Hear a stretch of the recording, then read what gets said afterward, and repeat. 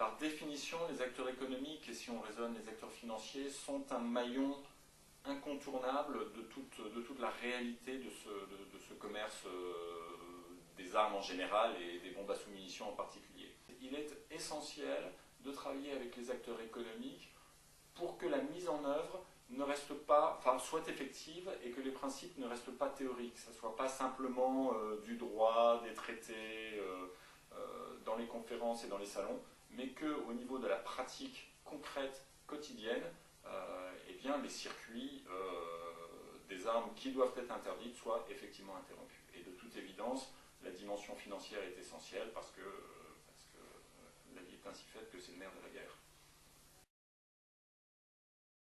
Le droit est une chose, mais après ça, quand le droit est voté, il faut le mettre en pratique. Et donc là, il faut s'assurer que les différents acteurs respectent bien le droit.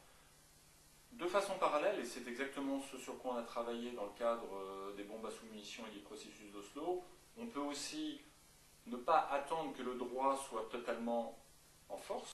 Il est important, et nous avons été voir les acteurs économiques en leur disant anticipez. Vous dites que vous voulez développer une politique socialement responsable, responsabilité sociale des entreprises, toutes ces questions qui sont de plus en plus importantes dans la vie économique. Mettez en œuvre ce que vous dites, anticipez sur le droit qui vient et adaptez votre pratique aux principes du droit humanitaire international.